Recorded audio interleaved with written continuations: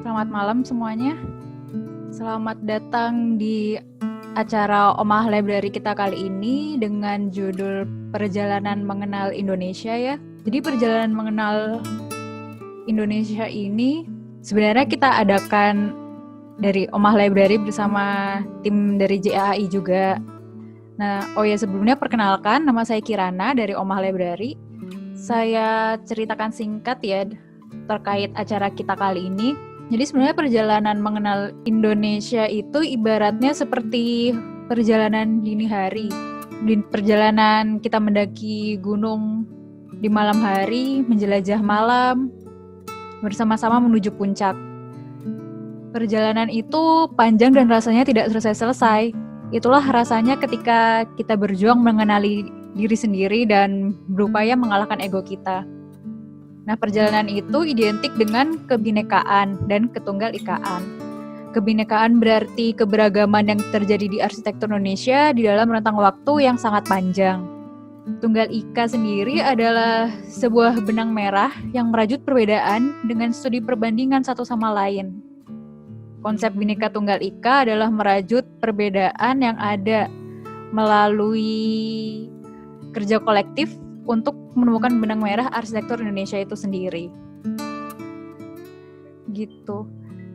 Era digital saat ini juga membuka peluang akses sebagai informasi seluas-luasnya, di mana salah satu akses negatif rangkaian kejadian tersebut dikategorikan sebagai digital Stockholm Syndrome. Manusia sebagai korban secara emosional melekat pada sistem informasi yang ada di permukaan dan gimmick dangkal sehingga kehilangan dasar pijakannya.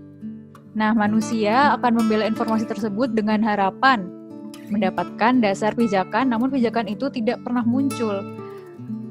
Untuk menghadapi itu, Flusser menyarankan manusia untuk berkomunikasi dengan cara menemukan benang merah, mengarsip kebinekaan pemikiran, dan memperbandingkan kebinekaan tersebut untuk mendapatkan tunggal ika.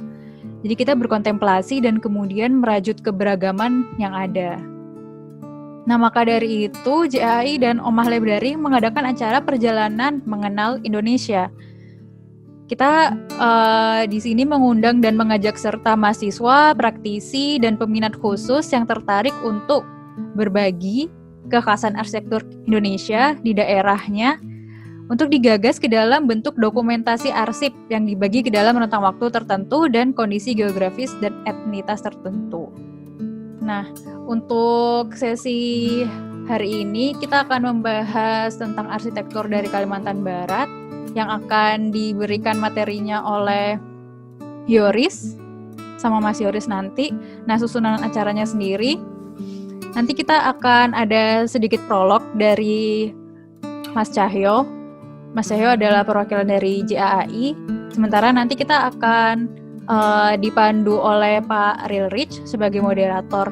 Dan nanti kalau ada teman-teman semua ada pertanyaan untuk bahan diskusi bisa diajukan di chat room bersama ya. Nanti kita bahas. Gitu. Untuk selanjutnya ini bisa saya serahkan ke Mas Cahyo dulu kali ya untuk pembuka, untuk prolog.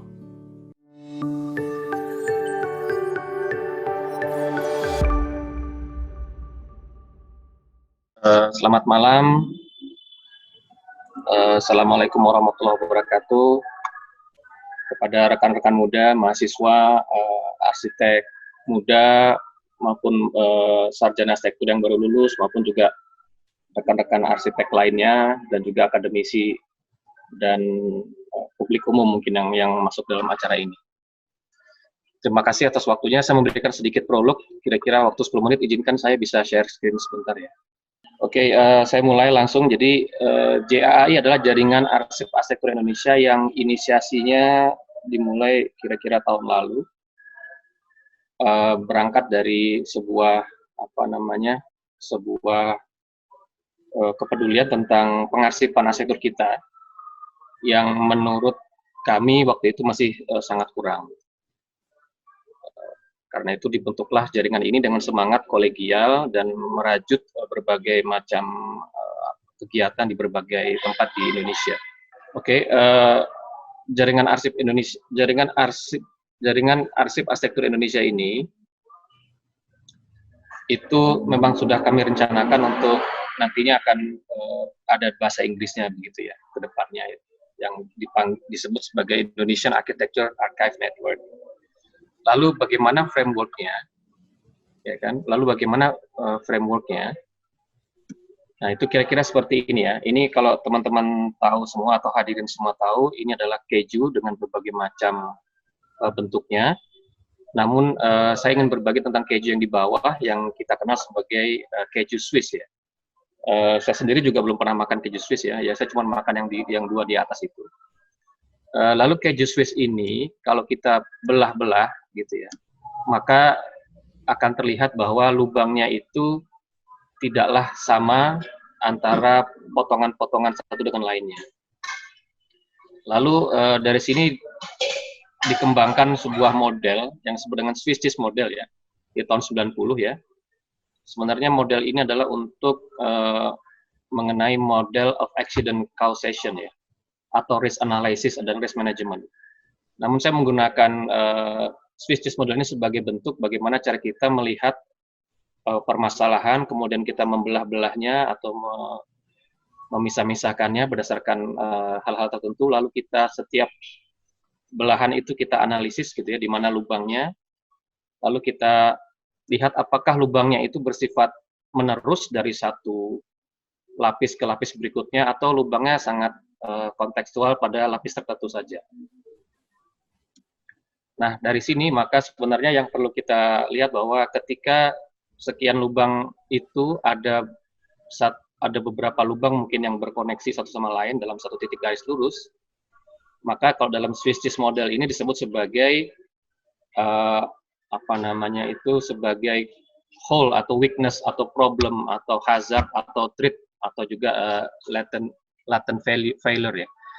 Jadi disinilah sebenarnya kita mencoba melihat di berbagai masalah itu kita mesti melihat satu persatu untuk melihat satu dengan lainnya, kemudian di manakah lubangnya berada, lalu bagaimana kita mengisinya. Nah, yang ketika garis lubang itu menjadi satu garis lurus, maka itu yang akan menjadi namanya kesalahan fatal. Nah, kalau kita mencoba refleksikan ke dalam pemetaan diskursus arsitektur, nah, ini diskursus A, B, C, D ini sebagai contoh saja ya. Jadi ini bukanlah real ya. Jadi sebagai contoh saja, misalkan diskursus A tentang historiografi, diskursus B tentang perkotaan, diskursus C tentang arsitektur modern Indonesia, dan diskursus D dan seterusnya itu tentang arsitektur lokal misalnya ya. Maka salah satu yang paling mendasar yang menurut kami kurang waktu itu adalah data arsip, kemudian dokumentasi, pengkajian, penulisan, sehingga juga berujung pada reproduksi dan pengetahuan dan wacana yang kurang. Jadi kira-kira begitu cara membacanya. Karena itu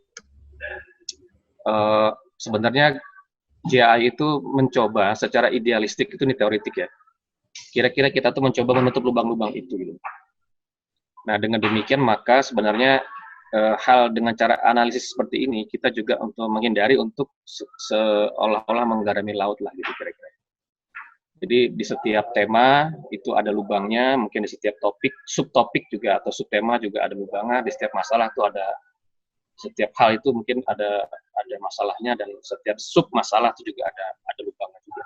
Jadi kita mencoba menganalisis seperti itu. Dengan demikian gerakan kami ini mencoba untuk mengisi lubang-lubang itu, tidak mencoba untuk istilahnya menggarami laut lah gitu.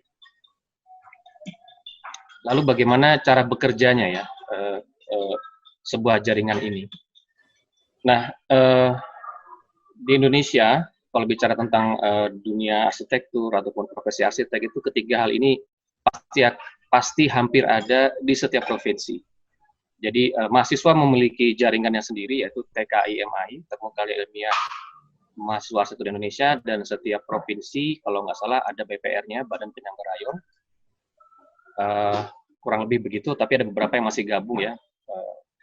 Lalu di setiap provinsi IAI sudah memiliki pengurus wilayahnya, pengurus provinsinya juga ada, dan hampir setiap provinsi juga ada perguruan tinggi yang ada jurusan arsitekturnya. Nah, maka dari ketiga inilah kira-kira jaringan ini bekerja ya, memanfaatkan person di mahasiswa maupun di arsitek maupun di akademisi. Lalu bagaimana cara kita bekerja untuk membangun jaringannya? Jadi kita menggunakan sebuah skema yang disebut dengan Hersey Blanchard Situational Leadership ya, tahun 69. Ini sebuah skema tentang bagaimana membangun sebuah teamwork ya gitu ya. Nah, itu dimulai dengan seperti ini. Ya, jadi ada proses ketika kita membentuk sebuah teamwork itu, ada proses directing, coaching, supporting, sampai akhirnya ke delegating.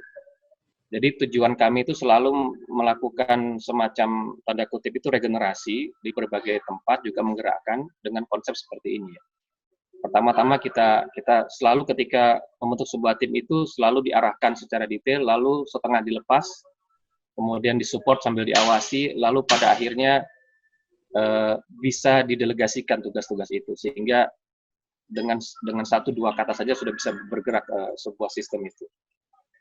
Nah, tujuan daripada sistem ini sebenarnya adalah merubah sekelompok orang. Jadi sekelompok orang itu belum tentu juga dia bekerja gitu ya.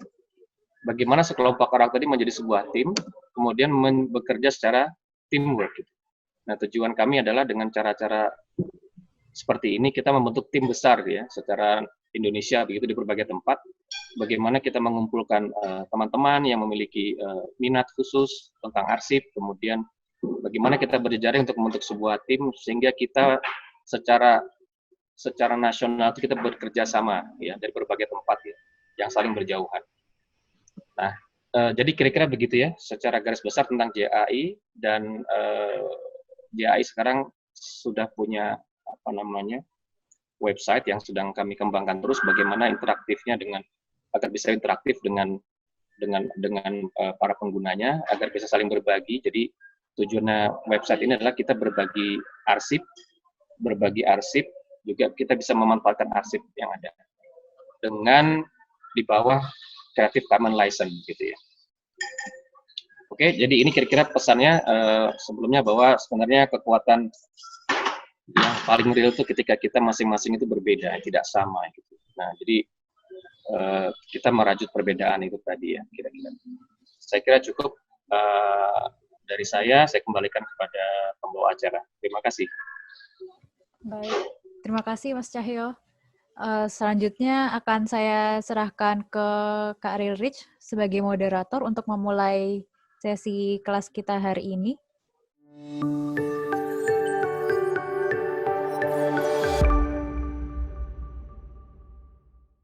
Oke, selamat malam Kirana, terima kasih atas pengantarnya dan Mas Cahyo atas prolognya. Oke, saya akan mulai mungkin dengan membacakan siapa sih Yoris Mangenda gitu ya. Beliau ini pada waktu tanggal 20 bulan 6 2020 menuliskan email ke Oma Library dan mengirimkan tulisan beliau gitu. Biasanya mengandung beberapa kajian tentang pengalaman beliau untuk berada di Kalimantan Barat dan melakukan ekspedisi terhadap arsitektur etnis di sana. Nah, beliau ini kemudian tulisannya itu kami olah dan kami analisa, dan kemudian dengan diskusi dengan Mas Cahyo, baik kalau paparan ekspedisinya itu di sharing ke umum. Dari situ muncullah kuliah ini gitu ya. Dan saya perkenalkan Yoris adalah seorang mahasiswa tingkat akhir yang dia juga tertarik pada rumah-rumah vernakular suku Dayak di Kalimantan Barat.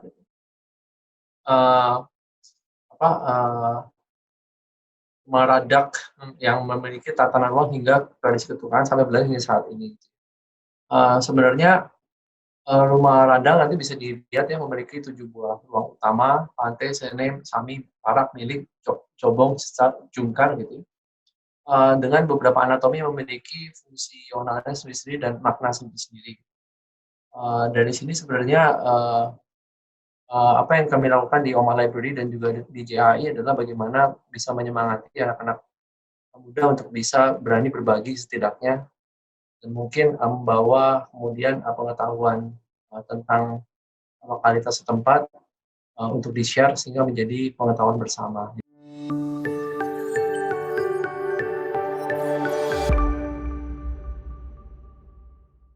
Baiklah, selamat malam semuanya. Sebelumnya perkenalkan, nama saya Yoris Mangenda. Saya di sini berasal dari Provinsi Kalimantan Barat dan saya adalah seorang mahasiswa tingkat akhir di Universitas Tanjung Pura, seperti yang sudah dikatakan sebelumnya. Jadi mungkin sebelum saya memulai pembahasan atau diskusi kita pada malam hari ini, pertama-tama saya ingin mengucapkan terima kasih terlebih dahulu kepada semua pihak yang telah menyelenggarakan acara ini atas kesempatan yang telah diberikan kepada saya, terutama kepada pihak Omah Library, sehingga pada malam hari ini saya dapat berbicara di depan teman-teman untuk menyampaikan ataupun memperkenalkan dan mendiskusikan salah satu warisan arsitektur atau kebudayaan arsitektur yang kami miliki di wilayah Kalimantan Barat ini, yang notabene mungkin belum terlalu terekspos ataupun dikenal oleh masyarakat luas. Jadi saya benar-benar berterima kasih atas apresiasinya. Dan mungkin saya ingin bercerita sedikit di sini sebelum saya masuk ke dalam materi. Jadi seluruh materi yang akan saya sampaikan pada malam hari ini pada dasarnya merupakan hasil dari komparasi dari beberapa penelitian yang saya dan teman-teman saya telah lakukan mulai dari beberapa tahun yang lalu. Dan penelitiannya juga saya rasa tidak singkat, bahkan membutuhkan waktu yang cukup lama. Seperti yang penelitian terakhir kemarin kami lakukan sekitar 6 bulan yang lalu, di mana kami benar-benar tinggal dan hidup di rumah radang ini selama kurang lebih sebulan penuh, sambil mengidentifikasi dan mengobservasi berbagai elemen arsitektur yang berada di rumah radang ini. Dan sesuai dengan topik pembahasan kita pada malam hari ini, yaitu pengulasan tentang arsitektur rumah radang dari Dayak Kanayan. Namun sebelum saya masuk ke persoalan arsitektur yang lebih detail dan intens, pertama-tama mungkin saya ingin memulai diskusi kita pada malam hari ini dengan menerangkan atau memperkenalkan siapa sih sebenarnya suku Dayak Kanayan ini atau suku Dayak itu sendiri pada umumnya, karena barangkali beberapa teman-teman di sini belum terlalu familiar dengan etnis yang satu ini. Sehingga apa yang akan saya bahas nanti tidak hanya menambah wawasan tentang dari segi arsitekturnya saja, namun juga menambah pengetahuan kita sedikit tentang keberagaman etnis dan kebudayaan yang ada di negara kita Indonesia.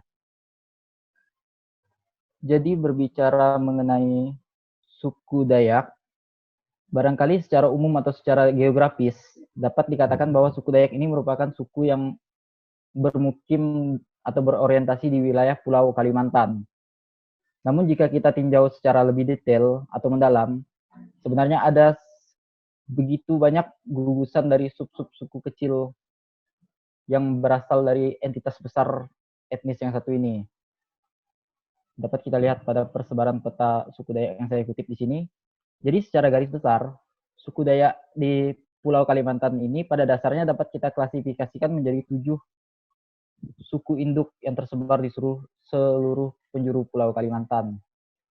Dapat kita lihat di sini seperti di sini ada kelompok Ngaju, Apukayan, terus Iban, terus Klemantan di sini, ataupun Murut, Punan, dan Otdanum.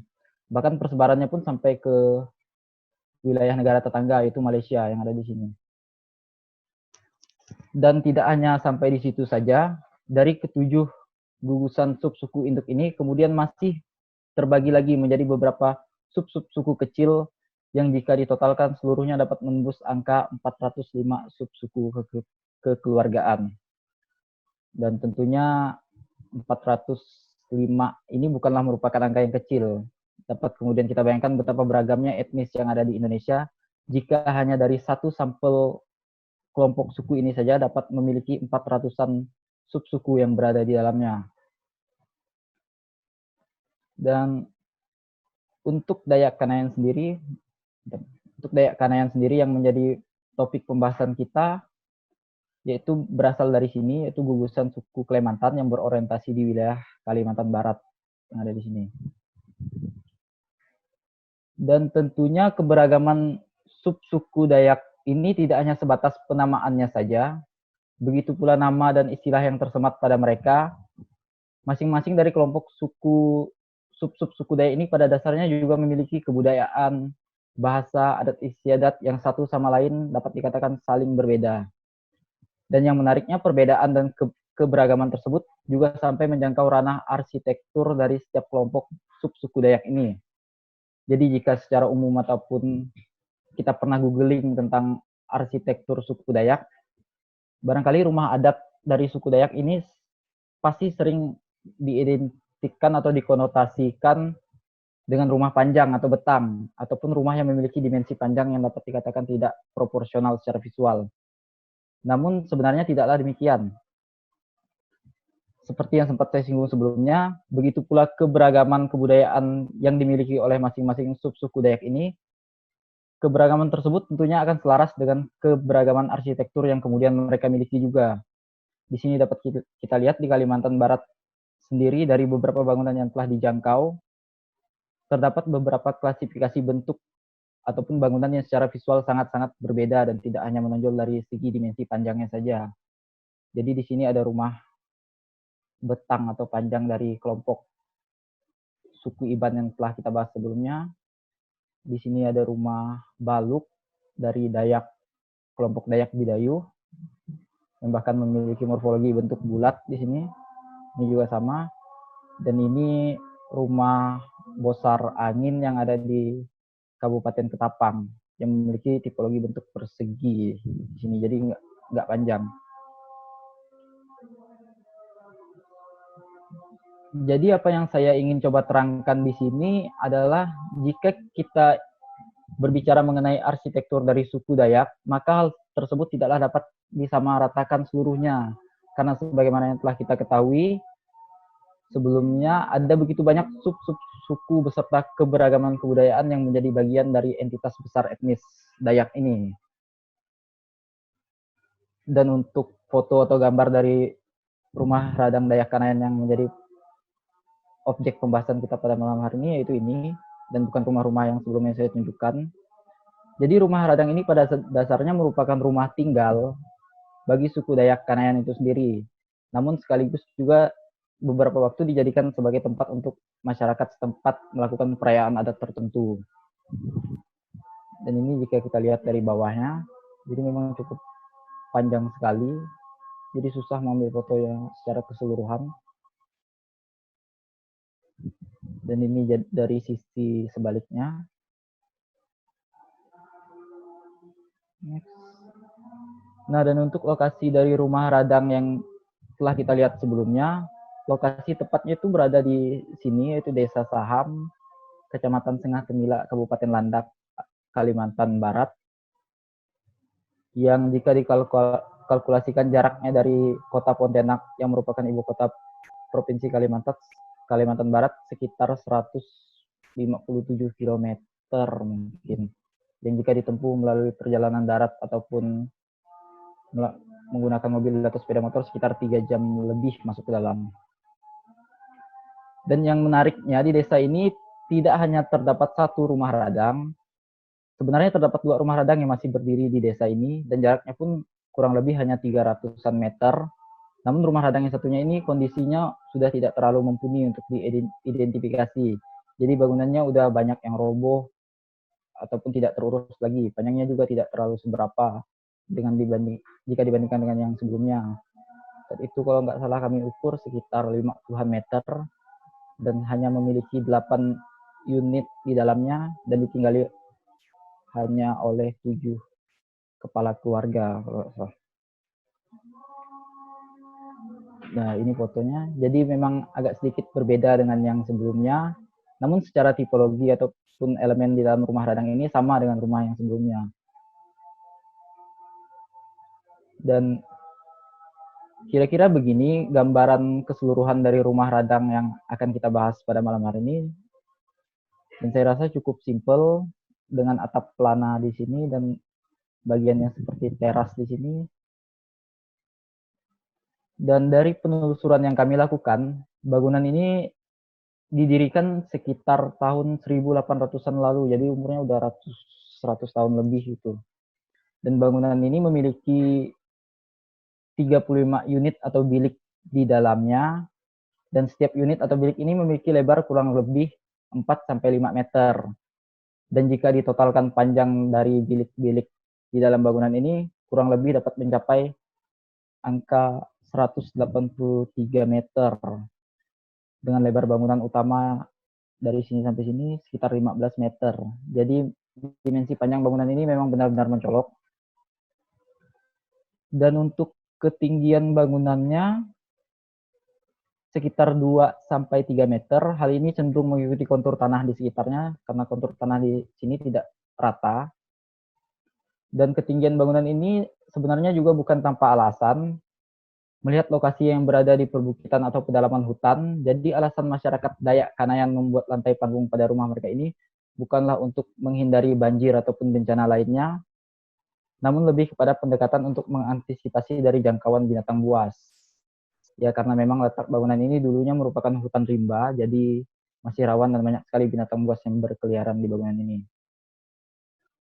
Dan selain daripada itu, fungsi lantai panggung ini juga dulunya dikatakan berfungsi sebagai tempat antisipasi atau pertahanan dari serangan musuh pada masa lampau. Jadi jika teman-teman pernah mendengar stigma tentang suku Dayak yang dalam tanda kutip dulu berperang atau berburu kepala manusia, pada masa lampau memang pernah terjadi, dan tapi sekarang udah enggak. Dan satu impact-nya terhadap peradaban arsitektur mereka adalah tipologi lantai panggung ini. Jadi bagian ini dulunya dikatakan menjadi wahana perang atau untuk menunggu musuh yang datang dari bawah sini, bagian ini.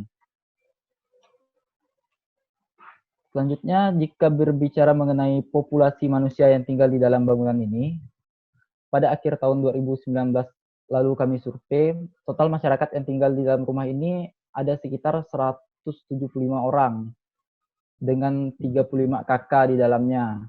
Dan dari perspektif saya pribadi, hal ini yang merupakan salah satu counterpoint dari rumah radang ini, rumah radang Dayak Kanayan ini selain dengan dimensi panjangnya sebelumnya. Yang jika rumah-rumah adat di Toraja barangkali dapat diidentikan dengan lengkungan atapnya yang menjulang seperti haluan kapal ataupun gapura-gapura di Bali yang mungkin kaya akan filosofi dan ornamennya, maka kami di Kalimantan Barat ini spesifiknya rumah radang Dayak Kanayan memiliki dimensi panjang serta kehidupan komunal yang terjalin di dalamnya. Jadi 175 orang atau 35 kakak yang tinggal di 35 unit atau bilik rumah radang ini, mereka semua berasal dari keturunan atau rumpun yang sama dan telah tinggal dan hidup rukun di rumah radang ini secara turun-temurun dari generasi ke generasi. Dari dapat kita bayangkan betapa luar biasanya relasi yang telah mereka bangun dan jaga selama ratusan tahun dan masih berlangsung dan bertahan hingga saat ini. Next. Nah, untuk selanjutnya mungkin kita akan masuk ke persoalan yang lebih teknis, yaitu membahas tatanan ruang atau apa-apa saja sih, tatanan ruang atau ruang-ruang apa saja sih yang ada di dalam rumah radang ini. Jadi seperti yang dapat kita lihat pada gambar ini, terdapat 7 elemen atau 7 ruang yang kemudian membentuk rumah radang Dayak Kanayan ini. Yang pertama yaitu di sini ada tangga atau tangga. Di sini saya coba membahas dengan menggunakan istilah atau bahasa lokal setempat ya. Dan mungkin agak sedikit aneh mengapa tangga di sini menjadi atau sampai dimasukkan ke dalam klasifikasi elemen tatanan ruang.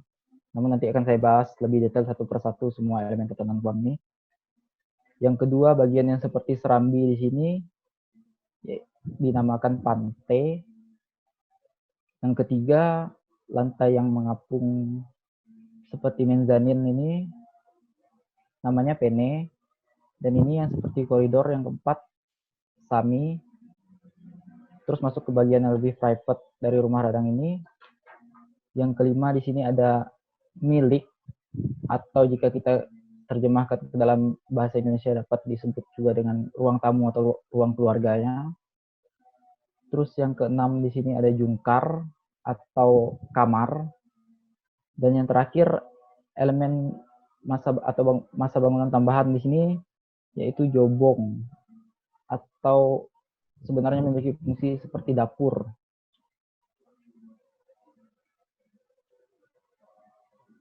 Dan ini tampilan visual rumah radang yang kita lihat sebelumnya jika dilihat dari atas. Jadi bentuk bangunan ini tidak benar-benar persegi panjang seperti apa yang telah saya sajikan sebelumnya, tapi terdapat bagian-bagian bangunan tambahan atau jobongnya di sini. Jadi jobong yang ini, pada bagian ini. Dan implementasi atau pembuatan jobong ini juga sangat tergantung dari setiap keluarga yang meninggali masing-masing bilik atau unit. Oleh karena itu bentuk dan dimensinya di sini dapat kita lihat beragam ataupun bervariasi.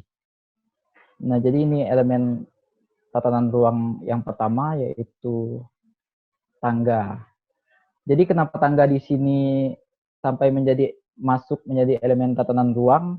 Hal ini tentunya dikarenakan setiap unit atau bilik pada rumah radang ini pada dasarnya harus memiliki tangganya sendiri atau tangganya masing-masing. Jadi jika ada 35 unit atau bilik seperti yang sudah kita bahas sebelumnya, maka akan terdapat 35 tangga juga di rumah radang ini. Hal ini juga tentunya bukan tanpa alasan dan sangat berkaitan erat dengan kepercayaan masyarakat setempat. Jadi masyarakat Dayak Kanayan di desa Saham ini percaya jika ada salah seorang sanak saudara yang tinggal di dalam rumah radang ini atau di salah satu unit pada rumah radang ini meninggal, maka jenazahnya tersebut tidak boleh digotong melalui tangga yang bukan milik keluarga tersebut.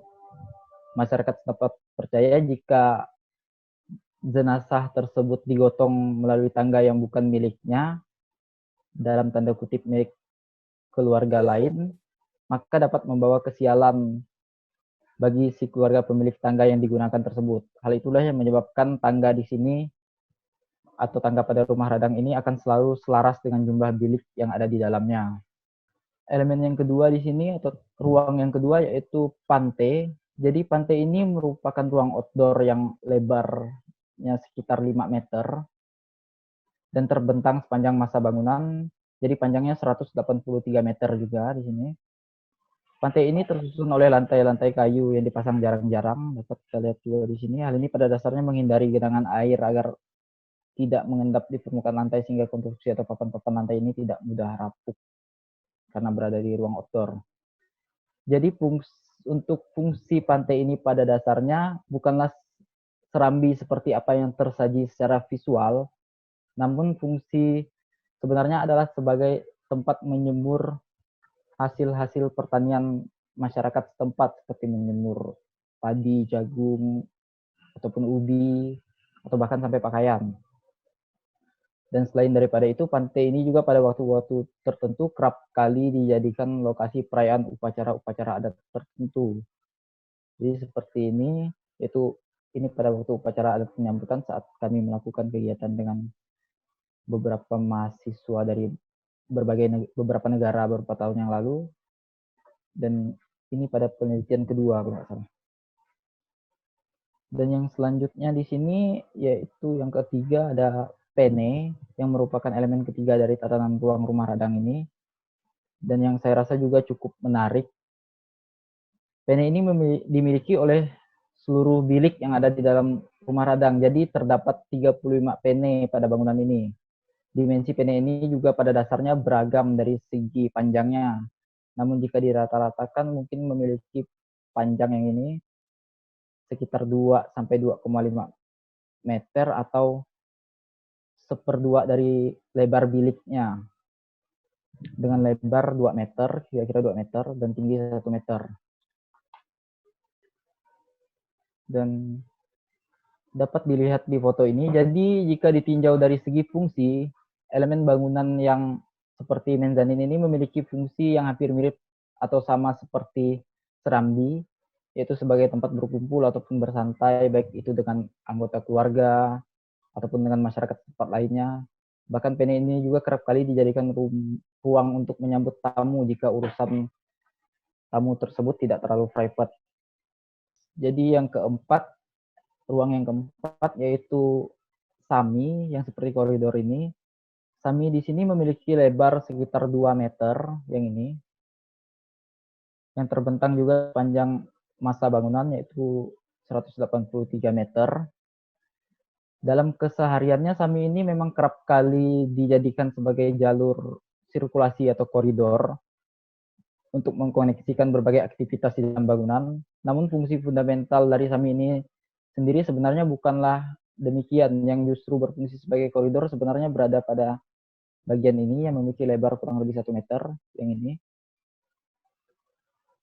Jadi fungsi SAMI ini sebenarnya merupakan ruang berkumpul untuk menyelenggarakan upacara adat tertentu, seperti makan minum bersama ataupun upacara adat seperti pesta padi ataupun rapat desa, atau bahkan untuk menyambut tamu. Jadi ruang ini yang digunakan.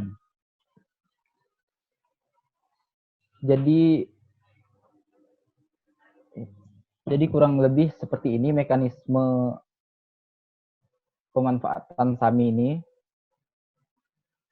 Jadi ruang ini digunakan untuk duduk berhadapan, yang bahkan bisa sampai sepanjang masa bangunan jika upacara adatnya ramai, dan yang sempat saya singgung sebelumnya, di sini dijadikan area sirkulasi pada SAMI ini untuk menghantarkan makanan-makanan untuk orang-orang yang berada di sini.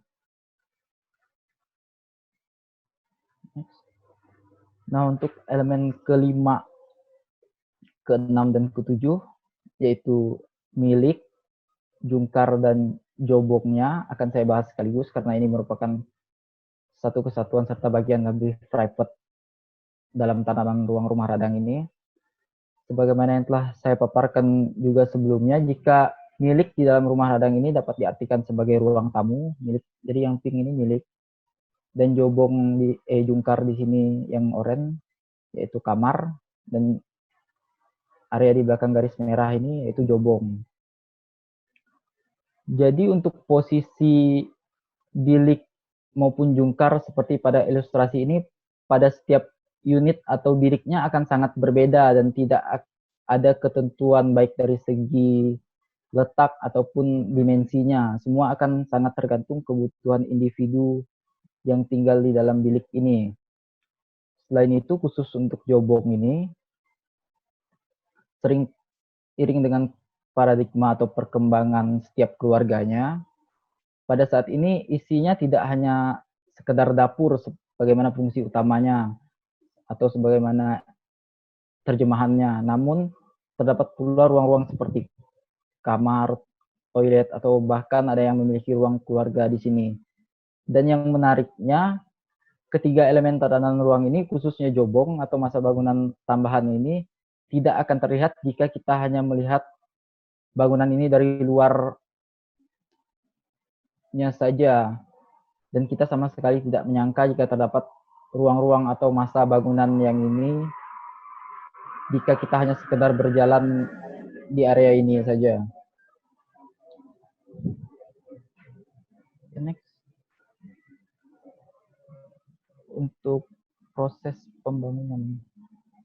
Dan nah, untuk bagian ini dan seterusnya mungkin saya akan menerangkan secara garis besar tentang bagaimana mekanisme ketunggangan yang terkandung atau dimiliki oleh masyarakat Dayak Kanayan dalam membangun peradaban arsitektur mereka. Jadi khusus untuk proses pembangunan rumah radang ini akan saya bagi menjadi 2 sesi, yaitu proses pembangunan makronya, dan setelah itu kita akan masuk ke proses pembangunan mikronya. Jadi untuk proses pembangunan makronya ini yang saya rasa juga cukup menarik. Jadi rumah radang atau bangunan yang memiliki panjang 183 meter ini tidaklah didirikan atau dibangun secara sekaligus, namun dibangun secara bertahap. Jadi dari apa yang telah kami tinjau dulu, rumah radang di Desa SAMI ini awalnya hanya bermula dari 3 unit atau bilik yang seiring berjalannya waktu dan bertambahnya jumlah populasi mereka, kemudian bilik-bilik tersebut bertambah sampai akhirnya menjadi 35 bilik pada saat ini. Dan dalam proses pembangunannya pun bilik-bilik ini tidaklah dibangun secara berurutan atau beruntun, namun dibangun secara terpisah atau acak. Dari apa yang kami telusuri, pembangunannya dimulai dari sisi ini atau sisi kanannya, kemudian bisa masuk ke sini sebelum akhirnya kemudian menyatu seutuhnya ke 35 bilik ini. Dan dari proses pembangunan ini, satu teknologi yang dapat kita temukan dalam proses pembangunan ini yang saya rasa juga cukup menarik, yaitu atau mungkin kita dapat samakan dengan dilatasi. Jadi setiap bilik pada rumah radang ini pada dasarnya memiliki struktur dan konstruksi yang terpisah satu sama lain. Jadi masyarakat setempat dapat dikatakan sudah memanfaatkan mekanisme pemisahan struktur pada bangunan mereka ini mulai dari ratusan tahun yang lalu. Oke, next. Untuk proses pembangunan mikronya akan terbagi menjadi 10 tahapan yang dimulai dari tahapan persiapan ini. Dan pada tahapan persiapan ini tidak hanya sekedar mempersiapkan berbagai material yang diperlukan untuk membangun sebuah bilik, namun terdapat juga upacara adat yang dilakukan untuk memulai semua rangkaian pembangunan sebuah bilik pada rumah radang ini. Upacara adat tersebut yaitu upacara adat batumuk atau upacara adat penancapan tiang pertama atau tiang tengah dari bangunan ini. Setelah itu selesai, barulah kemudian masuk ke rangkaian atau tahapan yang lebih teknis, dimulai dari persiapan pondasinya, rangka, atap, dinding, lantai, bukaan. Yang ke-8 di sini ada pantai, terus tangga, dan yang terakhir yaitu pembuatan penea.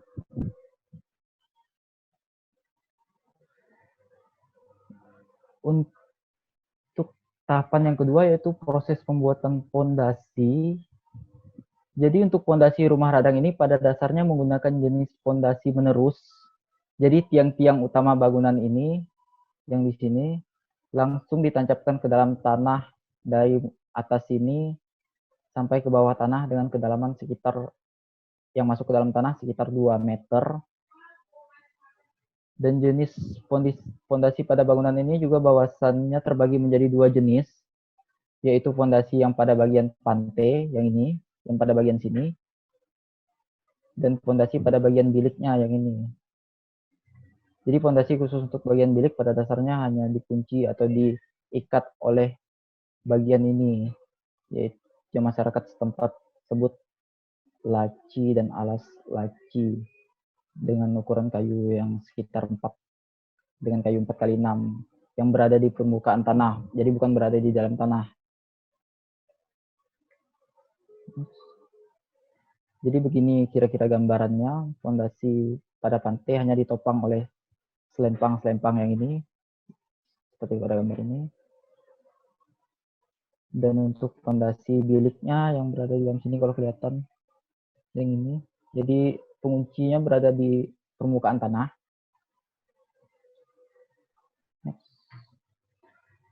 Masih dalam poin yang sama, jadi begini kira-kira ilustrasi atau mekanisme pembuatan pondasi rumah radang Dayak Kanayan ini, yaitu ada 3 proses atau tahapan di sini.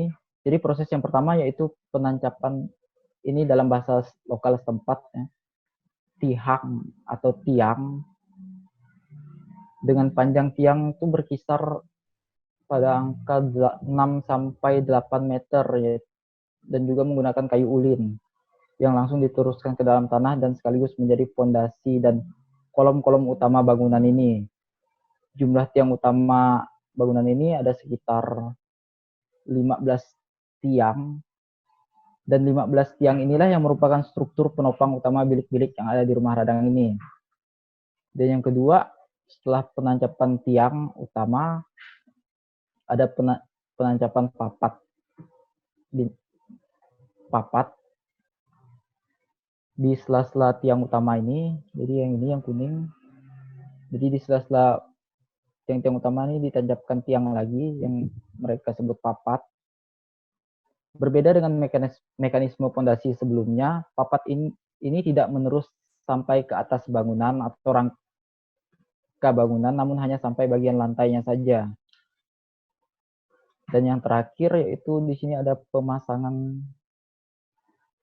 switch atau balok yang berperan sebagai pengaku atau pengunci tiang-tiang bangunan, yaitu tiang bangunan utama dan papat-papatnya. Next. Untuk tahapan selanjutnya yaitu tahap ketiga, kita akan masuk pada proses pembuatan rangka bangunannya. Mungkin saya lupa menyinggung hal ini di awal, jadi seluruh mekanisme baik struktur konstruksi maupun material pada bangunan rumah radang ini pada dasarnya 100% menggunakan material kayu, namun walaupun sekarang terdapat beberapa transisi akibat renovasi yang dilakukan oleh masyarakat setempat, namun secara harfiah masyarakat Dayak Kanaan ini pada dasarnya membangun peradaban arsitektur mereka dengan menggunakan atau memanfaatkan material kayu yang memang berlimpah di sekitar mereka. Dan kembali ke persoalan rangkanya. Jadi terdapat 7 elemen yang membentuk rangka bangunan rumah radang ini yang seluruhnya terbuat dari kayu. Di sini dapat kita lihat yang pertama dan yang kedua. Di sini ada alang bujur dan alang lintang yang mungkin dapat kita samakan atau analogikan sebagai ring balok dari bangunan ini. Kemudian masuk ke proses pembuatan galagar, ini dalam bahasa setempat, atau gelegar, yang untuk menopang lantai-lantainya. Terus ada balok bintoran di sini, itu untuk palang pintunya. Selanjutnya ada tarade dan senta, yang merupakan kusen-kusen pintu atau jendela untuk rumah radang ini. Dan yang terakhir adalah balabas, yang merupakan balok lintang untuk menopang dinding-dindingnya. Itu yang di sini, ataupun yang ini.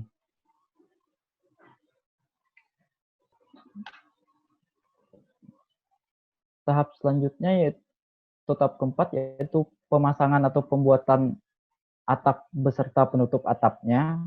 Jadi untuk konstruksi atap ini juga sepenuhnya terbuat dari kayu, bahkan sampai kepada penutup atapnya juga menggunakan atap sirap atau kistap dalam bahasa lokal setempat, yaitu terbuat dari kepingan-kepingan kecil kayu ulin yang ditata sedemikian rupa di atas reknya.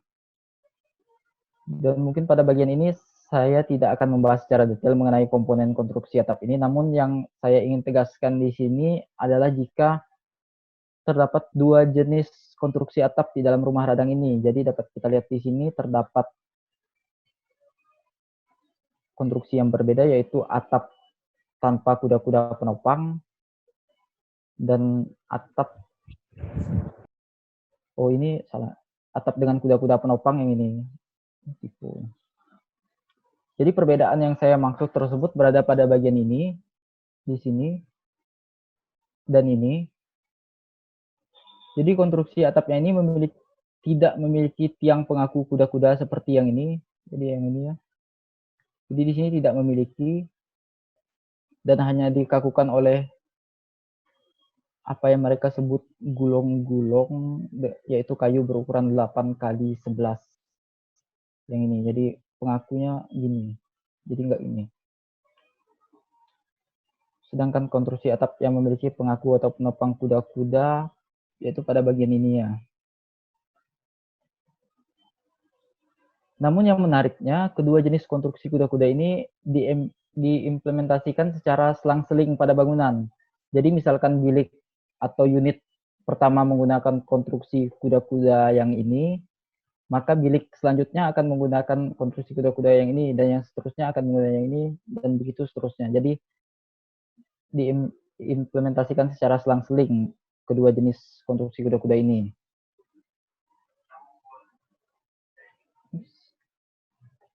Jadi untuk selanjutnya itu tahapan kelima, keenam, dan ketujuh, yaitu pemasangan dinding, lantai, dan bukaannya. Mungkin seperti yang kita semua ketahui pada umumnya. Jadi untuk dinding di sini merupakan papan-papan kelas 2 yang disusun secara vertikal. Untuk lantainya juga sama. Terus bukaan hanya pada area pintu ini, dan beberapa ada di bagian dalamnya atau bagian masa bangunan tambahan atau jobong yang telah kita bahas sebelumnya. Next.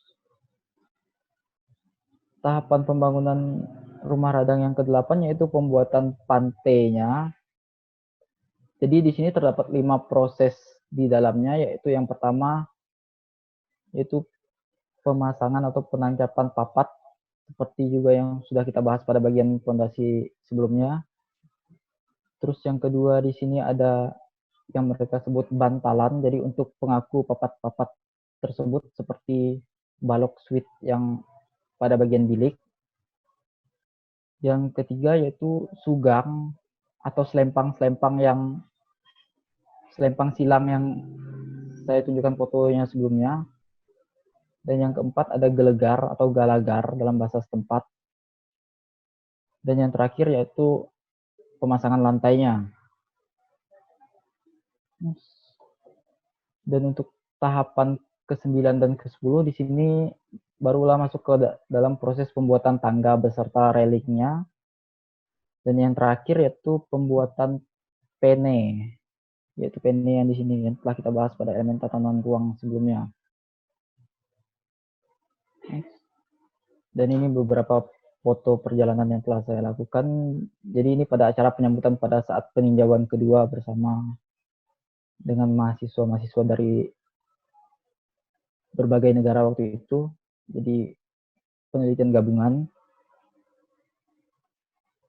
Dan ini juga sama, seperti juga yang telah saya tunjukkan sebelumnya. Dan ini juga. Ya, dan mungkin sekian yang bisa saya sampaikan ke teman-teman pada malam hari ini. Kurang dan lebihnya saya mohon maaf. Akhir kata saya ucapkan terima kasih dan selamat malam. Oke, terima kasih Yoris atas pemaparannya.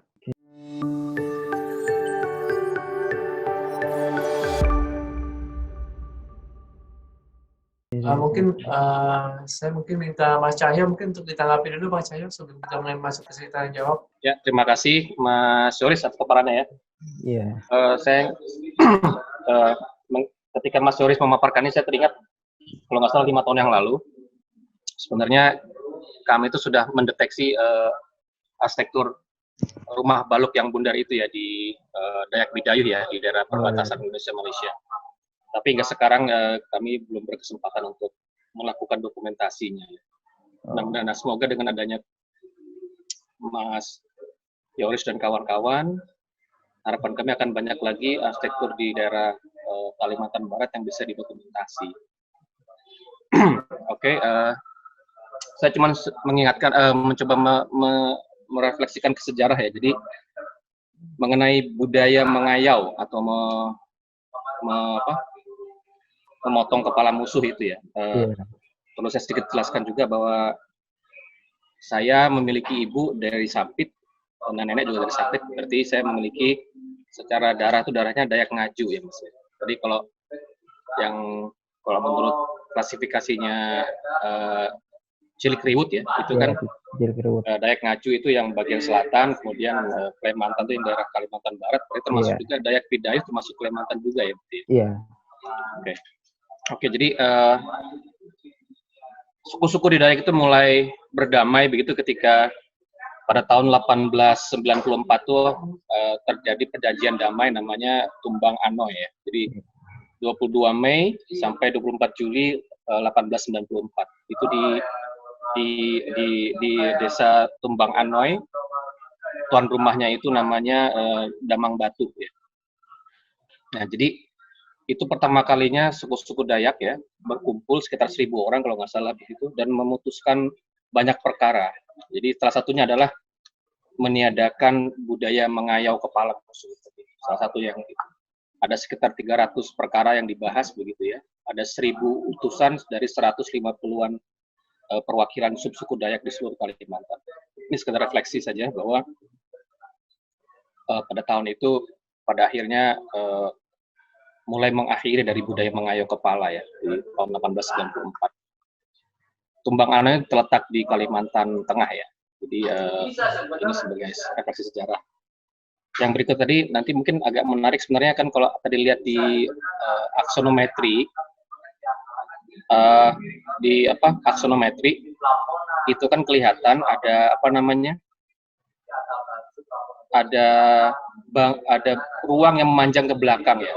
Nah itu mungkin juga bisa dijelaskan tambahan ya. Menurut saya menarik karena selama ini yang banyak diketahui ketika bicara rumah betang yang panjang itu coba tadi di bagian aksonometri yang atapnya dilepas itu ada kan ruang yang memanjang tegak lurus daripada panjangnya ruang.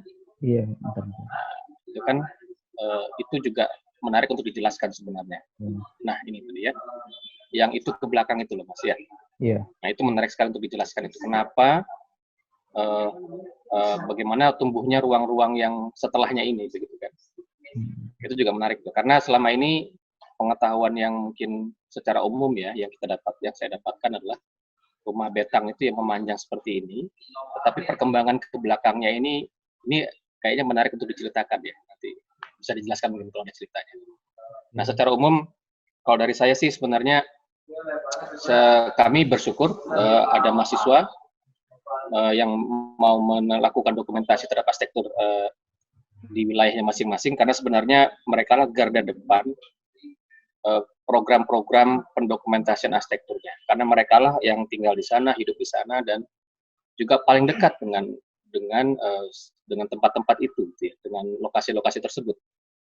Jadi harapannya bagi kami dari JAI itu sebenarnya makin banyak gitu ya, anak-anak muda ataupun arsitek muda atau generasi muda bekerja di bidang pengarsipan ini, mengarsipkan kekayaan arsitekturnya masing-masing.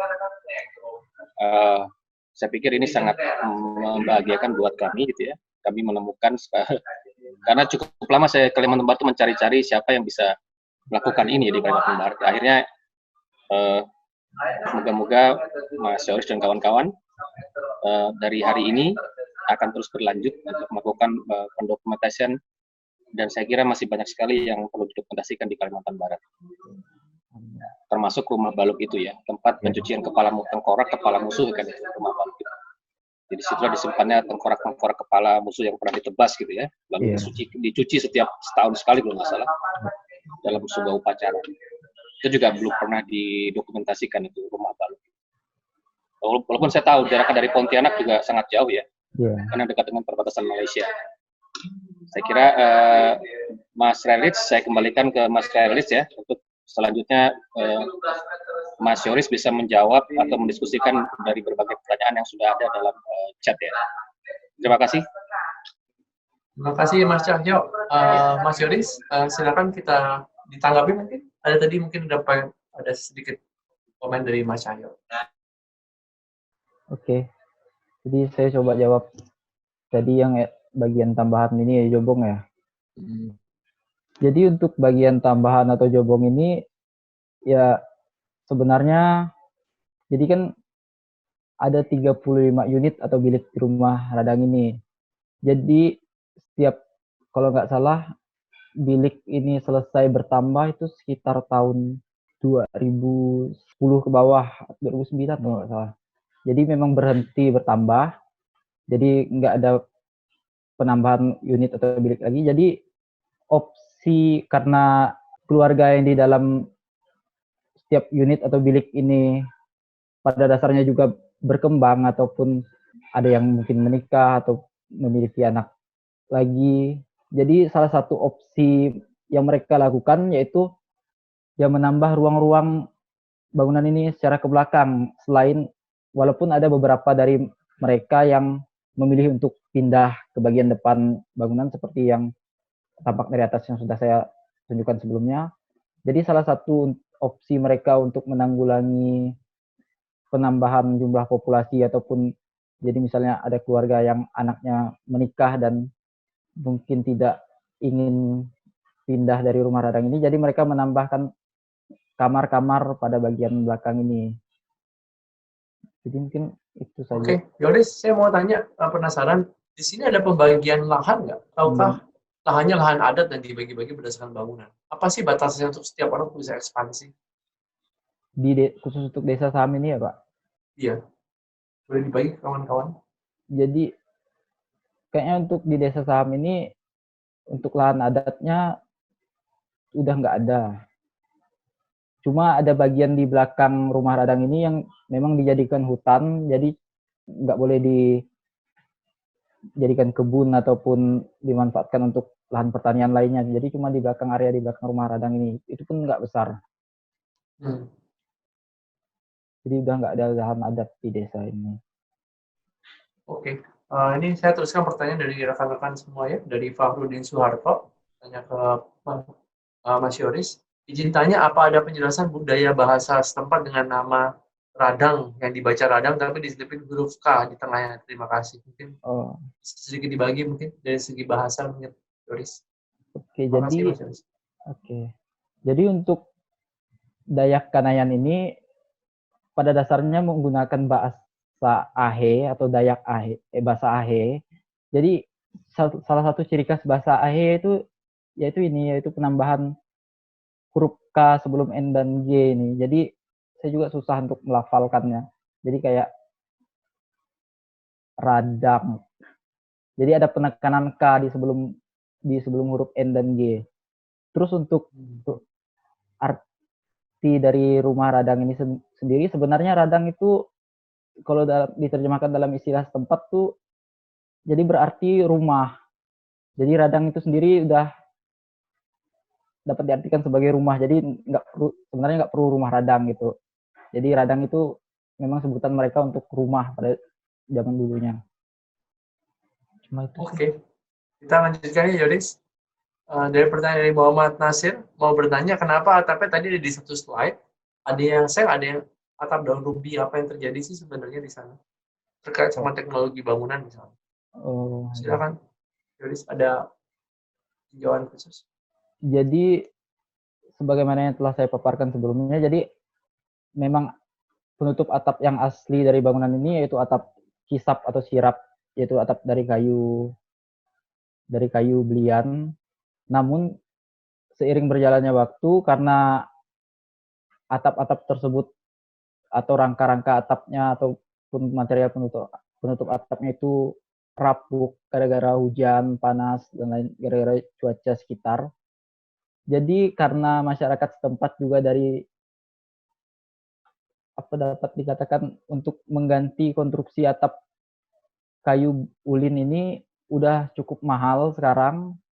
Jadi masyarakat setempat juga mengeluh untuk mengganti atapnya dengan atap kisap itu. Jadi mereka menggunakan alternatif lain seperti mengganti dengan daun sagu kalau nggak salah yang tadi yang foto yang kita lihat dari atas. Jadi atap tersebut digantikan dengan daun sagu ataupun seng karena untuk meminimalisir biaya renovasi dari kebocoran atapnya. Itu saja sih. Oke, make sense. Ini faktor ekonomi yang bekerja ya. Iya. Pertanyaan dari Pak Fahrudin Soeharto. Rumah radang adalah rumah komunal yang memiliki penataan spasial secara umum atau zona publik. Namun rupanya juga memiliki zona privat atau jobong. Luasan jobong terlihat bervariasi apakah ini berdasarkan status sosial, ekonomi umumnya, atau adalah faktor lain. Mungkin udah dijawab ya tadi? Iya, udah. Jadi nggak ada ketentuan seperti itu. Oke, dari Aulia Fadil Utama, jenis pondasi yang tadi sudah dijelaskan, apakah bisa diaplikasikan ke semua jenis tanah? Atau memang untuk rumah radang ini memiliki persyaratan jenis tanah khusus? Silakan dijawab. Untuk fondasi tersebut ya karena sebagaimana kita ketahui di wilayah Kalimantan Barat ini memang nggak ada gempa. Jadi untuk fondasi seperti itu misalkan diimplementasikan ke rumah di wilayah atau di desa Saham ini juga bisa sebenarnya. Jadi karena itu sih. Oke. Jadi ya bisa aja dimanapun ya. Iya. Oke. Pertanyaan dari Alfa Sonda gitu ya. Siapa yang bertanggung jawab terhadap perawatan rumah? Apa komunal diatur oleh adat misalnya atau masing-masing keluarga bertanggung jawab atas unitnya sendiri? Saya tambahin ini elaborasi bagaimana dengan rumah yang saling berhimpitan. Jadi bagaimana cara mereka membagi, oh ya kamu merawat rumah saya, ada batasan ini saya merawat rumah kamu, maksudnya di tengah-tengah kan ada berbatasan, itu bagaimana sih cara mengaturnya? Silakan. Jadi untuk perawatan dari rumah radang ini sendiri sebenarnya dari keluarganya masing-masing, jadi setiap unit akan bertanggung jawab dengan area mereka sendiri. Namun terdapat pula kepengurusan, jadi mereka di sini juga membentuk kepengurusan untuk mengkoordinir apa-apa saja kegiatan ataupun renovasi yang ada di dalam rumah radang ini. Jadi misalkan sebagai contoh, misalkan dari segi pintu, Jadi misalnya ada sebuah pintu di rumah radang ini yang rusak, ada sebuah keluarga yang ingin mengganti pintunya dengan mungkin pintu yang lebih kelihatan mewah atau elegan, jadi itu nggak diizinkan sama si pengurus kelompok pengurus yang ada, yang memang dipilih atau bertanggung jawab di area rumah radang ini. Jadi seperti itu. Tapi untuk bagian-bagian yang di depan sini memang mereka bertanggung jawab sendiri setiap unitnya, dan nggak ada aturan. Jadi kesadaran individu dari setiap kepala keluarga yang ada di unit ini. Oke, Yoris. Boleh saya tanya Yoris lebih lanjut untuk elaborasi pertanyaan dari Mas Alfa tadi. Ada nggak falsafah gitu ya, atau filosofi hidup dari rumah radang gitu ya, yang bisa dibagiin ke teman-teman sekalian gitu. Misalnya apa sih prinsipnya? Secara general aja mungkin, supaya bisa dibagi. Ini maksudnya filosofi dari rumah ini sendiri atau? Iya benar. Misalnya prinsip kebersamaan atau adanya private dan public dan sebagainya. Kayak dengan beberapa kondisi sosial budaya yang ada di masyarakat ini. Sebenarnya sih nggak ada sih filosofi untuk hal-hal yang demikian, karena dari peninjauan yang kami lakukan untuk filosofi dari pembentukan bangunan ini kebanyakan dari bersifat teknis. Jadi untuk kayak elemen yang ini jadi memang untuk menjemur padi, jadi nggak ada, walaupun dia punya bersama di sini, jadi nggak ada yang kayak filosofi untuk bersamaan gitu, nggak kami temukan di sini. Oke, clear. Saya lanjutkan lagi ya, Yoris. Dari pertanyaan dari Pak Fahrudin Soeharto lagi, apakah rangka atapnya tanpa kuda-kuda atau pengikat kuda-kuda? Karena kondisi set Kalimantan yang bebas dari gempa, mungkin bisa ditanggapi. Tadi kan dilihat tadi kondisi atapnya kan tanpa kuda-kuda atau mungkin tidak ada pengkaku segitiga. Silakan. Untuk atap? Iya. Jadi pas atap itu. Jadi yang ini. Nah ini kan. Maksudnya tadi? Maksudnya tidak ada pengkaku mungkin. Biasanya kan kalau dalam atap modern ya, rumah-rumah di yang tahan gempa kan ada rangka segitiganya gitu untuk pengkaku. Apakah ini karena kondisi set Kalimantan yang bebas dari gempa? Mungkin ada telisik ke sana nggak? Kalau itu saya juga kurang tahu.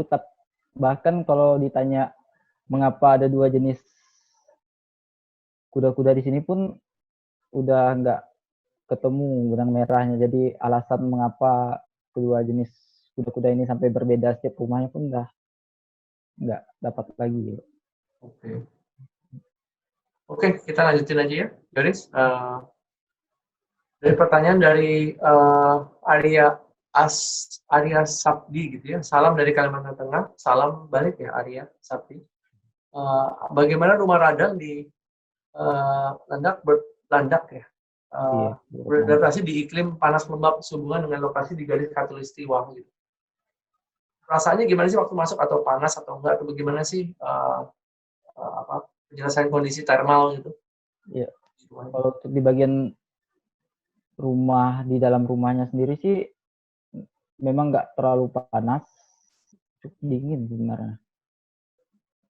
Jadi kalau kita masuk ke dalam rumah ke bagian sini, jadi nggak panas, temperatur di dalamnya itu mungkin karena ya material setempat menggunakan kayu-kayu, jadi pun pintu-pintu di depan ini ada bagian yang sini juga terbuka, jadi nggak ada penutupnya. Atapnya pun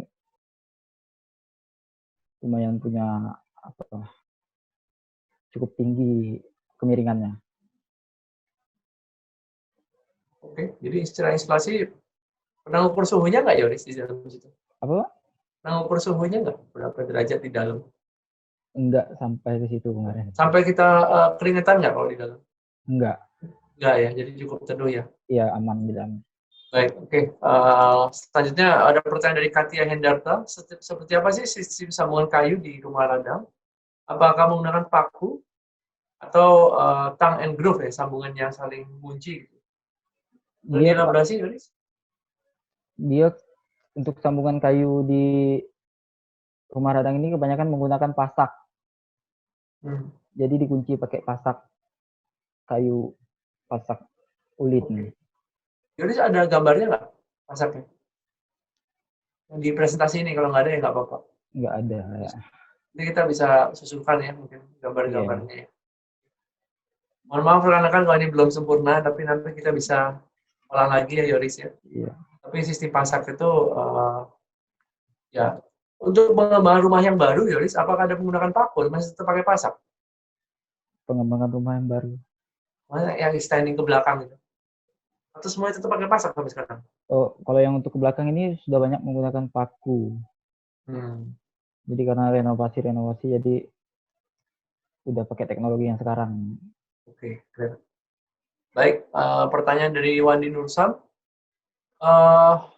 Ya, tadi ini mungkin sudah dibahas juga ya, terkait dengan fenomena alam, gempa bumi, banjir, angin puting beliung, dan sebagainya. Mungkin langsung pertanyaan selanjutnya, pertanyaan dari Peri Widya. Apakah dalam kehidupan suku Dayak ada kelas-kelas tertentu? Lalu apakah ada kelas tertentu yang tinggal di sini Maria menjadi semacam tempat menunggu musuh? Silakan Joris, lebih ke struktur sosial masyarakat. Ya, jadi khusus untuk desa di desa Sam ini dulunya memang ada struktur sosial, jadi ada seperti kalau nggak salah tuh ada yang namanya pamurantang, kepala kampung, ataupun yang khusus untuk tukang juru bicara di kampung ini, ataupun yang tukang untuk memimpin upacara adat. Tapi sekarang udah nggak ada. Jadi yang cuma ada sekarang tuh seperti yang untuk memimpin upacara adat. Jadi itu masih ada namanya panyangahan. Jadi setiap ada upacara adat mereka dipanggil, jadi mereka yang pimpin. Terus untuk penempatan rumah mereka pun nggak ada yang khusus gimana gitu. Jadi semuanya sama rata. Jadi tergantung apa ya? Tergantung individunya masing-masing lah. Jadi nggak ada ketentuan untuk si rumah kepala adat yang ini, nggak ada yang dikhususkan gitu. Oke, clear. Pertanyaan selanjutnya dari Pak Wandi Nursam, mungkin jenis kayu apa yang digunakan di rumah radang? Saya kira tadi sudah dibahas ya, kayu belian ya? Iya, atau ulin ya? Ulin. Tapi yang di belakang pakai kayu apa? Kalau yang di belakang ini udah pakai kayu-kayu kelas 2, kelas 3 gitu Pak, jadi cuma tambahan. Oke. Contohnya apa? Jadi kayu kelas 2, kelas 3 di situ? Kayu meranti. Saya juga lupa Pak. Jadi clear. Saya lanjutkan ya. Daya Alfa Sonda, penambahan fungsi dalam bangunan ekstra, saya kira ada bentuk adaptasi gaya hidup modern. Benar, tadi sudah dibahas ya. Di Nursa, maaf satu lagi bagian fondasi, apakah tiang kayu berkontak langsung dengan permukaan tanah? Tiang kayu berkontak langsung.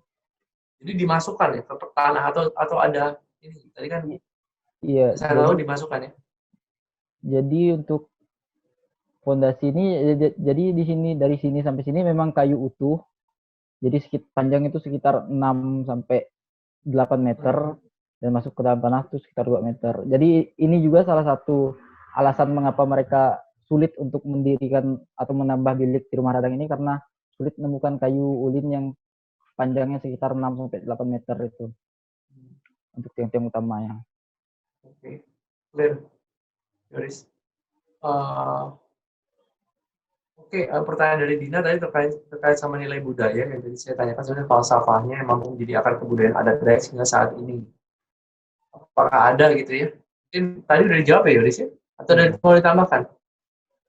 Kalau untuk nilai budaya ataupun filosofi itu memang kurang sih untuk rumah radang ini Pak.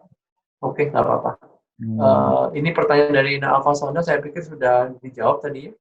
Penambahannya ke belakang bukan ke samping.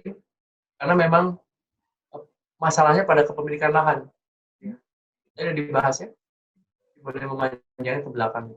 Pertanyaan dari Debbie Harimu, gitu ya, dengan Minahasa, orang Dayak yang ada kebiasaan mengayau, berperang, mengumpulkan kepala orang yang dikalahkan, apakah ada hubungan kekerabatan dengan antara orang Minahasa dengan orang Dayak? Antropologi. Mas Cahyo atau ada Yoris atau rekan-rekan ada mungkin tanggapan dari pertanyaan ini? Untuk pertanyaan dari Bu Debi ya, Ya, Bu Debi. ya kami belum mampu menjawabnya Bu. Tapi kalau mengayau pun dari itu sampai pada tidak hanya di Indonesia saja, jadi di suku aslinya orang Taiwan itu juga ada budaya mengayau juga itu. Jadi kalau mau lihat filmnya itu namanya The Warrior of the Rainbow, itu tentang film tentang sebuah peristiwa di tahun 1914 kalau nggak salah. Itu tentang sedikit diceritakan bagaimana suku Austronesia suku bangsa Austronesia di Taiwan juga memiliki budaya mengayau kepala. Yes. Nah, mengenai yang tadi ditanya Bu Dewi, kami belum bisa menjawabnya karena kami belum meneliti ke sana. Oke, Mas Cahyo, terima kasih atas tambahannya. Tolong dikoreksi kalau saya salah. Sebenarnya saya ingat waktu kita pernah ngebahas bukunya Roxana, gitu ya. Itu sempat ada pembahasan tentang bagaimana orang-orang di Laut Cina Selatan bermigrasi ke daerah Indonesia. Gitu.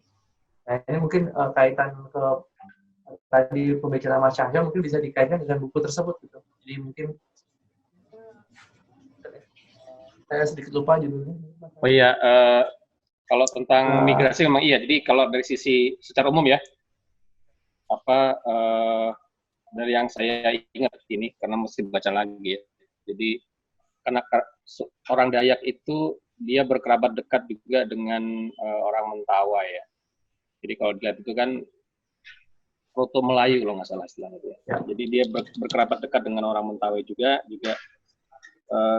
kalau kita lihat dari sisi fisiknya gitu dia juga mirip dengan yang di Taiwan itu ya, di Formosa itu mirip dia. Juga dengan yang di Thailand juga ada juga. Jadi memang secara sepintas yang saya ingat itu ya. Termasuk juga budaya merajah tubuh ya dengan tato gitu. Itu juga dimiliki oleh Mentawai maupun orang Dayak gitu. Sampai ke Samoa juga ada. Sekilas itu ya yang bisa saya ketahui. Oke, Mas Cahyo. Ya. Bukunya saya sebutkan The Living House, An Anthropology of Architecture in Southeast Asia gitu ya. Mungkin bisa dilihat di bukunya. Oke, saya lanjutkan lagi tadi. Pertanyaan dari ada statement dari menambahkan jawaban seharusnya memang ada aksen tersebut dan menyebutkan K sebelum eng ya. Yang sangat wajar dilakukan oleh masyarakat berdialek tersebut. Nah, ini gunanya untuk mengenal Indonesia lebih dalam sih. Bagaimana kita bisa bersaudara dan tahu tentang budaya orang lain. Saudara-saudara kita sendiri. Oke, kita lanjutkan dari pertanyaan dari Bu Novi Unima. Mas Yoris, apakah ada aturan jarak pada penempatan tangga? Silakan Yoris. Tangga nggak ada penempatan, nggak ada aturan. Oh, tidak ada ya? Oke. Apakah rumah radang ini, pertanyaan dari Muhammad Ramdhani, ada kaitannya dengan rumah Baluk? Karena dilihat dari wilayah berada di Kalimantan Barat. Nah, ini saya mungkin bisa direspon mungkin? Kalau itu saya nggak bisa jawab mungkin. Oke, clear, nggak apa-apa. Dan pertanyaan dari kami regional, mungkin sudah dibahas 403 suku itu punya bahasa yang sama atau berbeda-beda? Ada pertanyaannya? Mungkin seperti contoh kami di Kalimantan Barat ini, jadi misalkan di daerah perbatasan Entikong itu, jadi setiap desa di situ walaupun jaraknya hanya 200 meter, jadi bahasanya itu bisa berbeda. Jadi ada kemungkinan banyak dari kelompok suku ini yang memiliki bahasanya juga berbeda. Dan sekali lagi ya, berapa rata-rata jumlah orang satu kakak? Terakhir apakah ada data dari tahun berapa rumah pertama dibangun? Ingat bentuk kayu sudah dipotong kotak. Kalau itu saya lupa sepertinya berapa satu turun. Oke, masih belum bisa ya. Bisa dielaborasi selanjutnya. Apakah ada pembatas jumlah jiwa dalam satu dalam rumah radang? Kalau tidak, aturannya apa gitu? Apakah ada tidak aturan gitu, terhadap itu? Silakan Mas Yoris. Kurang kedengaran dari itu. Dan tadi selanjutnya, apakah ada pembatas jumlah jiwa dalam satu bilik di dalam rumah radang? Enggak ada. Nggak ada ya. Aturannya juga tidak ada ya. Saya pikir itu dijawab ya. Ya. Pertanyaan dari Amelia Kasum menambahkan pula jawaban tentang filosofi bahwa penelitian yang dilakukan adalah sebatas identifikasi fisik. Ya. Dan sudah dijawab juga. Terima kasih Amelia Kasum. Pertanyaan dari Yulsi Munir. Banyak sekali pertanyaannya ya. Jadi ini bagus sekali bergelora nih. Banyak yang mau tahu, ingin berdiskusi. Dalam pembangunan tahap demi tahap modul rumah radang, apakah kepandaian bertukar ini dimiliki oleh semua orang, atau memang ada ahlinya yang mengepalai pelaksanaan pembangunan? Itu bagus sekali pertanyaannya. Apakah kepandaian ini diturunkan secara turun-menurun? Silakan, terkait sama ketukangan. Iya, jadi kalau untuk tukang memang ada tukang yang khusus untuk mengerjakan rumah radang ini. Jadi bukan tukang yang umum. Jadi ada kepala. Jadi teknologi ketukangannya memang diturunkan turun-menurun. Cuma itu sih. Oke. Lihat ya.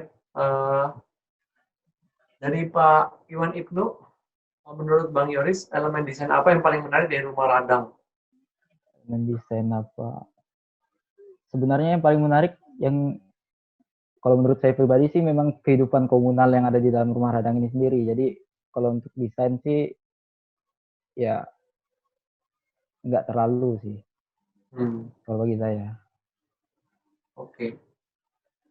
Saya dapat message private, Bu Emilia Carlson itu pembimbingnya Mas Yoris, atau mungkin, atau bukan?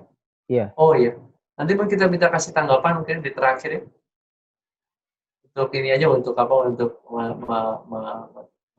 menghangatkan suasana gitu ya. Pertanyaan dari Hugo gitu ya. Halo Kak Yoris dan Kak Syarif, mohon izin bertanya. Baik, apa mata pencarian utama warga? Tanda tanya. Apakah keluarga yang tinggal dalam 35 unit itu masih berkerabat atau satu nama keluarga atau berbeda? Yang ketiga, pertanyaan bagus banget nih. Bagaimana dengan sistem sanitasinya? Rumah radang. MCK-nya. Silakan Yoris satu-satu. Ada 3 pertanyaan. Jadi yang pertama tadi apa? Pertama, apa sih mata pencarian utama warga? Oh ya. Jadi mata pencarian utama warga di sini yaitu memang petani dan berkebun. Jadi memang mereka di rumah radang ini memang punya ladangnya sendiri-sendiri. Jadi makanya bagian depan itu memang khusus disediakan untuk menyemur hasil perkebunan dan pertanian mereka. Terus untuk sistem sanitasinya, jadi untuk rumah radang Dayak Kanayan ini atau yang berada di Desa Saham ini sebenarnya tidak memiliki mekanisme sanitasi atau utilitas pada bangunan mereka, karena dulu mereka melakukan hal tersebut memang di hutan langsung. Jadi untuk di dalam bangunan nggak ada sistem sanitasi khusus. Terus pertanyaan kedua tadi, apakah keluarga yang tinggal dalam 35 unit itu masih berkerabat satu nama keluarga atau berbeda? Untuk nama keluarganya memang tidak ada, tapi untuk rumpun dari mereka semua yang tinggal di dalam rumah radang ini ataupun satu desa tersebut memang dapat dikatakan seluruhnya memang kerabat karena berasal dari keturunan atau rumpun yang sama yang sekaligus mendirikan rumah radang ini juga. Oke. Yang ketiga, sanitasinya, Yoris? Udah tadi Pak. Jadi nggak ada sistem sanitasi khusus untuk. Kalau kamar mandinya gimana dong? Ya, jadi kalau untuk yang khusus dari mereka sendiri dulunya memang nggak ada. Jadi mandinya ke sungai, terus melakukan aktivitas. Bahkan ada yang bilang di hutan gitu. Jadi kalau untuk sekarang, jadi mereka udah buat WC masing-masing seperti WC pada umumnya memang. Lokasinya di mana, Yoris? Di bagian Jobong itu Pak, yang bagian masa bangunan tambahan tuh. Berarti ada yang bukan konstruksi kayu atau gimana? Iya, ada. Jadi ada yang pakai beton gitu atau bagaimana? Iya, ada yang pakai beton. Oh gitu. Yang menarik ya kalau bisa didokumentasikan, Yoris, supaya kita bisa melihat realitas di lapangan seperti apa kan. Supaya dari segi teknologi bangunannya pun juga bisa dielaborasi menuju tidak hanya masa lalu tapi masa depan. Oke, nanti kita bahas lebih lanjut. Ada lagi dari Bu Emilia Carlson. Tidak semua suku Dayak di Kalimantan, khususnya di Kalimantan Barat, memiliki budaya mengayau. Gitu. Saya pikir bisa nanti dielaborasi. Terima kasih Bu Emilia. Ya, di Filipina juga ada Bu Harimu. gambar. Pak Joseph Priyotomo, halo Pak Joseph. Apakah sudah membaca diskusi tentang radang dari Paul Alexander Wuisang di sidang dokter tahun 2017? Apa komentar Anda? Ada komentar Mas Yoris? Kalau nggak, mungkin saya komentarin sedikit. Setahu saya sidang doktoral Paul Alexander Wuisang ini saya sudah sempat search sedikit. Itu adalah tentang bagaimana pengaruh struktural di dalam konfigurasi rumah radang. Yang mungkin bisa di-search sendiri, ada setahu saya ya, ada beberapa jejak historisnya di repositori Universitas College. Yang sebenarnya ada 3 poin yang menarik di sini, bagaimana prinsip kestabilan, prinsip kesetimbangan, dan prinsip konfigurasi elemen. Jadi ketiga prinsip ini memberikan sebuah prinsip harmoni gitu yang mendukung nilai-nilai keteknikan dari arsitektur di kawasan setempat. Jadi ini saya bacain beberapa dari abstraknya tadi ya. Jadi mungkin bisa dilihat, saya kasih linknya gitu ya. Itu Pak Joseph ya. Oke, dari Pak Nyoman Gede Mahaputra, sorry saya lihat gambar, apakah pembangunan rumah radang masih dipraktikkan hari ini? Silakan Yoris. Pembangunan rumah radang. Nah, mungkin di tempat lain atau di dekat situ. Ataukah hanya berhenti misalnya di dua rumah ini? Jadi untuk rumah radang sendiri, jadi seperti yang sudah saya paparkan sebelumnya, mungkin rumahnya memang sama panjang, namun yang di Kalimantan Barat ini mungkin rumahnya memang memiliki tipologi yang panjang, namun bisa jadi sebutannya bukan rumah radang, dan elemen-elemen di dalam bangunan ini juga mungkin berbeda dengan yang apa yang saya sajikan pada malam hari ini. Jadi misalnya seperti yang di wilayah Kapuas Hulu, yaitu rumah, jika pernah lihat story atau follow Instagramnya Pak Yoriantar, jadi Pak Yoriantar memang pernah ke sana di Kapuas Hulu. Jadi itu sama-sama panjang rumahnya, bahkan lebih panjang dari yang ini.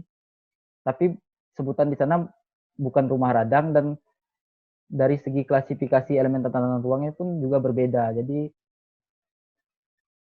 untuk yang rumah radang sendiri sekarang udah nggak ada pembangunan lagi. Jadi kalaupun ada, hanya bersifat simbolik. Jadi misalnya untuk di wilayah kabupatennya, di kotanya, tapi pembangunannya udah pakai beton-beton. Jadi hanya bersifat simbolik, itu aja, nggak ditinggali lagi.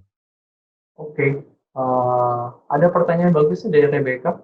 Ada alasan kenapa penambahannya ke belakang nggak menambah lantai atau tingkat? Ada.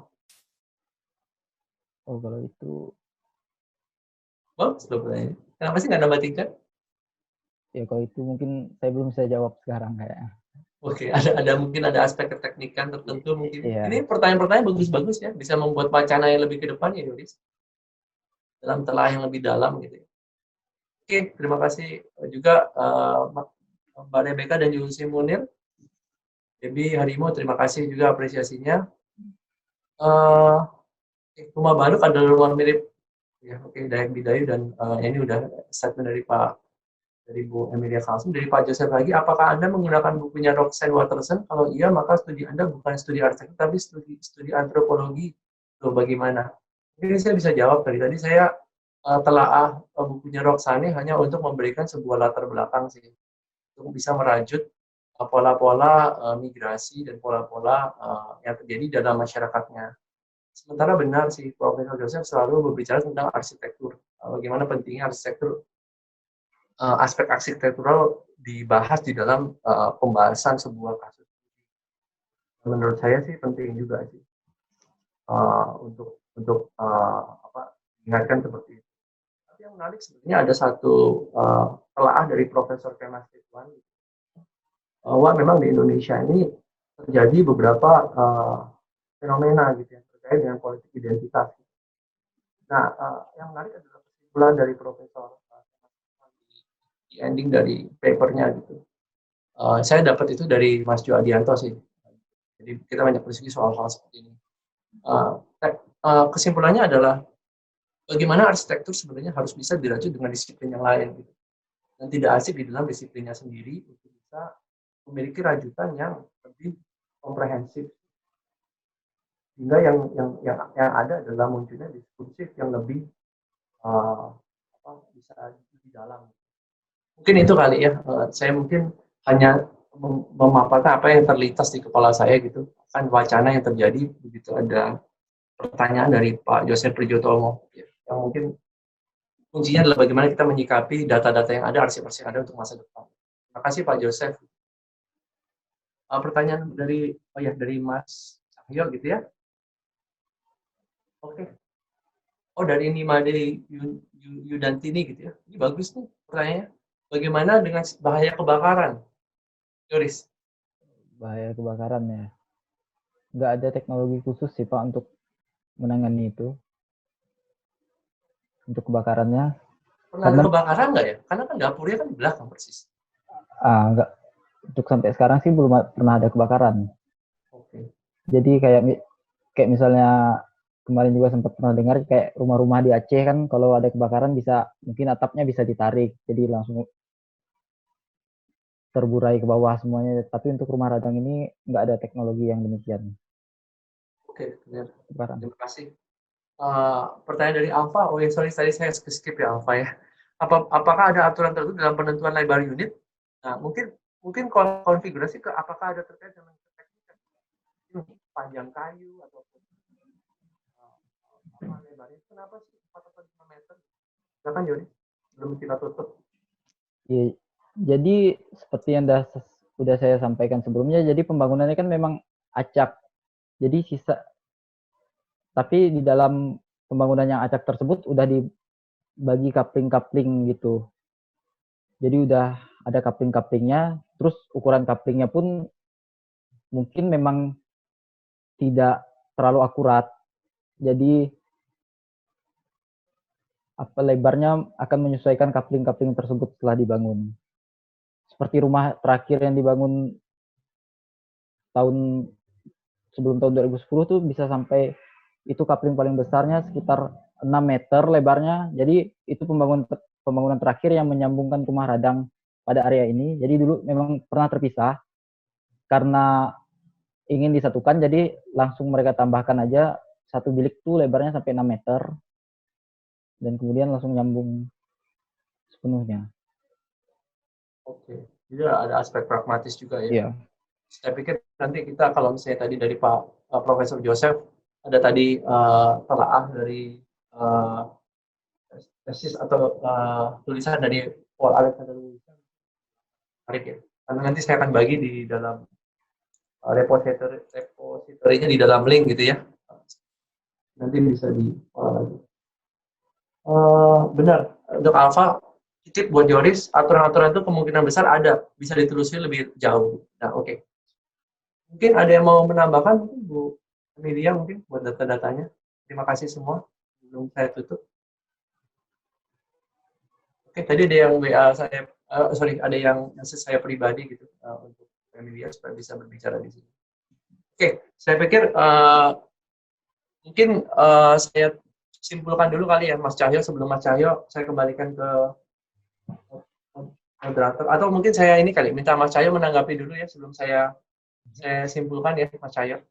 Untuk semangat dari Mas Yoris ini. Mas Rilrich. Silakan. Dari ini Bu Emilia. Iya. Silakan Bu Emilia. Oke, terima kasih Mas Rilrich. Ya, ini saya membaca namanya bergetar ini karena namanya Rilrich ini ya. Oh, jangan begitu dong. Tidak, ini kita semua. Itu terima kasih Bu Emilia. Ya, sama-sama. Yoris ini adalah mahasiswa kami dari Prodi Arsitektur Universitas Tanjung Pura yang memang penelitian mereka dilakukan pada saat mereka mendapatkan mata kuliah studi arsitektur Kalimantan Barat. Nah, memang pada saat kuliah ini mereka belajar untuk mengidentifikasi daripada arsitektur-arsitektur yang ada di Kalimantan Barat. Nah, kebetulan pada angkatan Yoris ini mereka melakukan penelitian di rumah radang di Kabupaten Landak. Jadi memang yang dilihat oleh Yoris ini adalah identifikasi terhadap bentuk fisik daripada bangunan, sehingga tidak kepada filosofi. Namun konteks filosofi dan sebagainya tentu ada yang membutuhkan penelitian yang lebih lanjut. Terima kasih Mas Rilrich juga kepada Omah Library ya. Terima kasih Bu. Sangat senang. Dan JAI. Ya, oke. Terima kasih. Aduh, terima kasih Bu Emilia sudah mau hadir. Yoris, luar biasa. Oke. Mungkin saya minta Mas Cahyo mungkin ya untuk menanggapi sebelum saya simpulkan.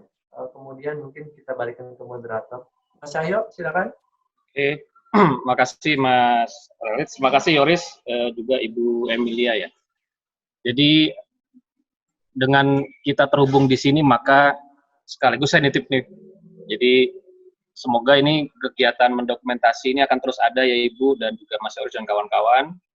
Akan terus digerakkan sehingga satu persatu kekayaan arsitektur dari Kalimantan Barat bisa kita dokumentasikan untuk kita pelajari. Dan juga perlu kita ingat bahwa Mas Yoris ini masih mahasiswa S1, jadi kegiatan yang dilakukan tadi seperti kata Bu Emilia memang mengidentifikasi fisik dari rumah radang, dan tentunya saya yakin juga banyak kawan-kawan yang ataupun pemirsa yang ikut acara ini ada tambahan wawasan pengetahuannya ya dari paparan seorang Yoris yang masih mahasiswa.